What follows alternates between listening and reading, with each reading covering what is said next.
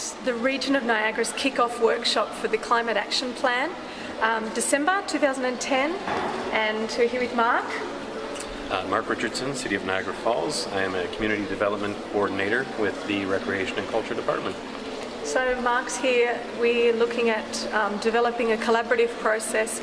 The region of Niagara has instigated this process, but the idea is that it's fully participatory from the community. So I guess we're looking at some utility companies in the region and now the City of Niagara Falls.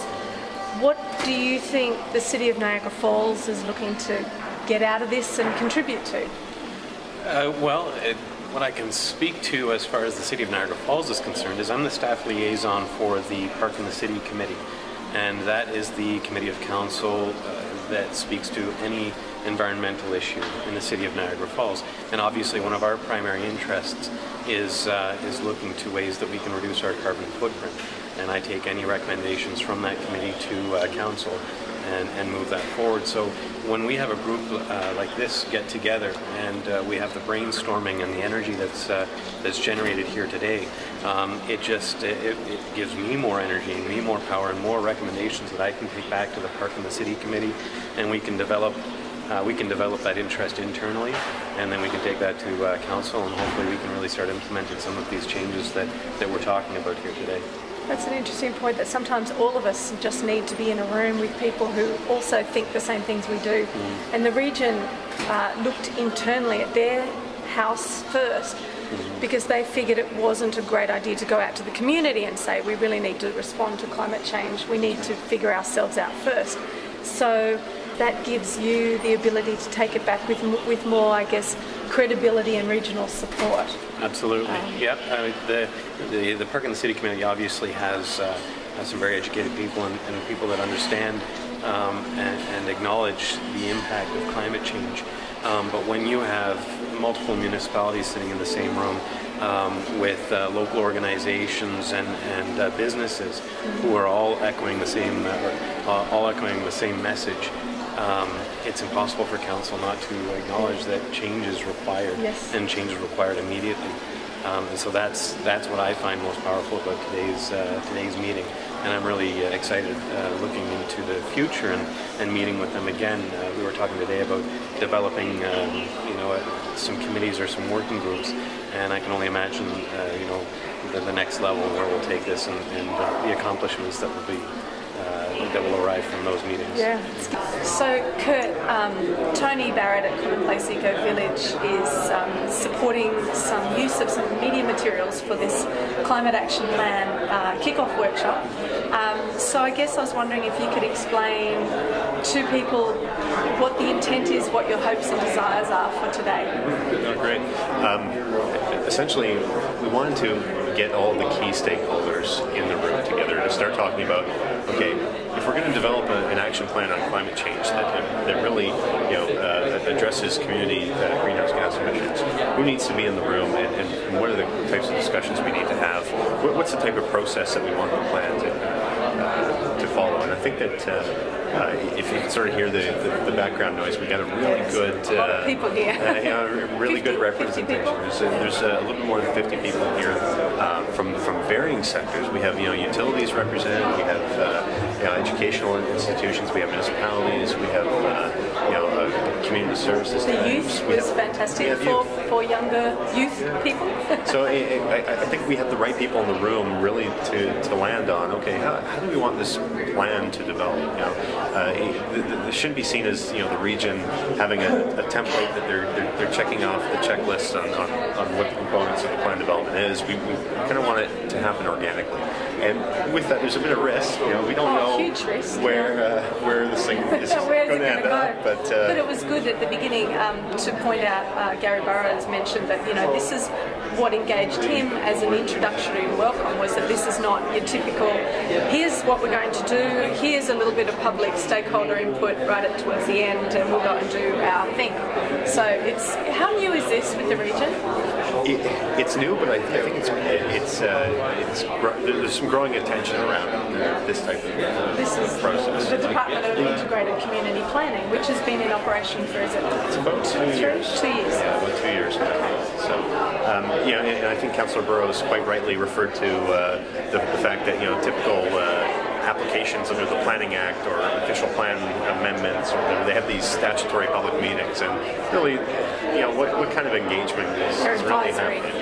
It is very advisory. It follows kind of the rule book. You must say these statements. It doesn't always make people feel very comfortable in presenting their views. So I'm hoping that the workshop today, those that are participating feel comfortable and are willing to share. And we have a couple of different exercises that provide some different opportunities for people to share. So I really hope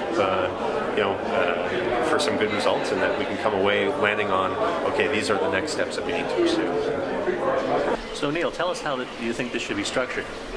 So what I was suggesting is that often the case in organizations is that the decision-making structure at the top becomes the clearinghouse for all the decisions, and so you could have within your subgroups or your working groups all sorts of great activity, but if there's a decision bottleneck with the steering committee or the board of directors, it can often create discouragement with people, and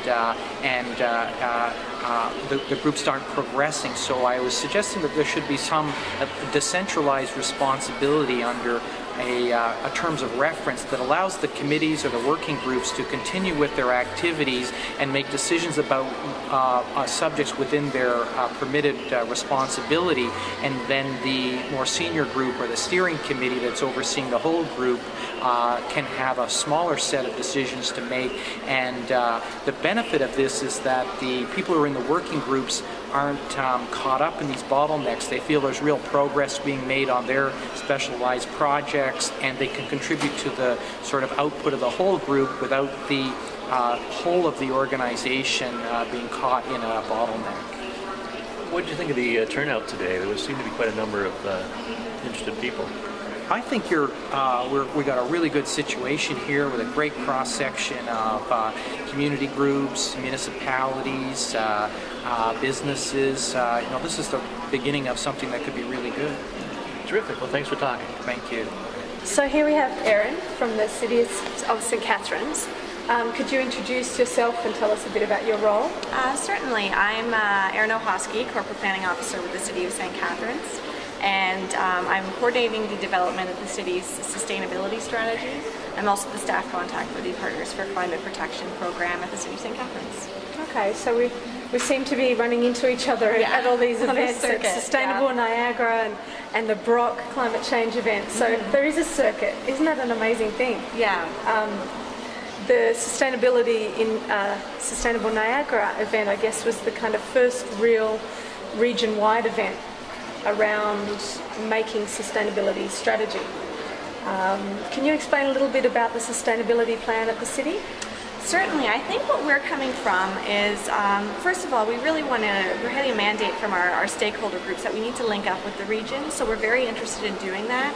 We've taken a bit of a different approach in terms of, instead of going out to groups and asking them what their vision is and what they'd like to see, we've identified 5 challenges and asked groups, are these the challenges? And if they are, how do we work together to overcome them?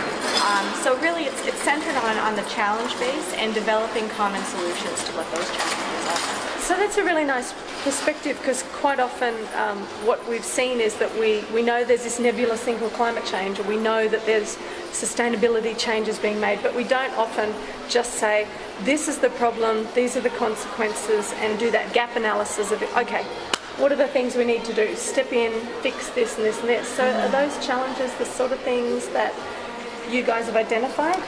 There's 5. So we've said, okay, well, what are those barriers that stand in the way of St. Catharines being a sustainable community? Those are climate change, rising energy prices, the economy, poverty, and also population change. We recognize there's opportunities associated with those challenges as well. We're hearing from our stakeholder groups that infrastructure should be a 6th that we should be including in the strategy. So then the next phase is develop a draft to identify how we can come together and develop a local solution to overcoming those challenges. Excellent. And so have there been kind of creative solutions? One thing we did talk about today was with a Niagaran-based climate action plan, we don't want to get bogged down by the too much bureaucracy or too much process-driven stuff, that we want to include creativity and excitement and drive. So are there elements of that in your planning? Well, I think the great thing about centering it around challenges instead of around sectors is that the sectors naturally will come together and define what each of the challenges mean for them. So it really helps to go beyond the silos. And there's so many opportunities to engage. From a youth perspective, we've actually gone into post-secondary institutions to classrooms and saying, help us figure out from an 18 to 30-year-old demographic how to engage people. And the central question is, what would make you give up a Friday night to be involved? Not that we would host anything on a Friday night, but really some great ideas. I mean, the city is coming along with things like social media, a YouTube channel, and if these students are able to start populating these mechanisms with something that's going to appeal to a younger demographic, or just people, professionals, who engagement means a different thing these days. That's really interesting, because one of the things that we're trying to do through Commonplace Eco Village and supporting the region with this process is obviously visuals really help. This is the way we learn and communicate these days. It is, and I think it doesn't work for everyone, but it does. I mean, we went through a community forum session that was poorly attended in the spring, switched it to online, social media, online survey, and now we have over 400 online survey responses as opposed to a handful of people showing up to meetings. We weighed these input mechanisms, you know, they're all important, but I think it goes to show the level of engagement you can get when you start thinking outside the box. Precisely. That's really nice. Thank you, Erin. Thank you very much.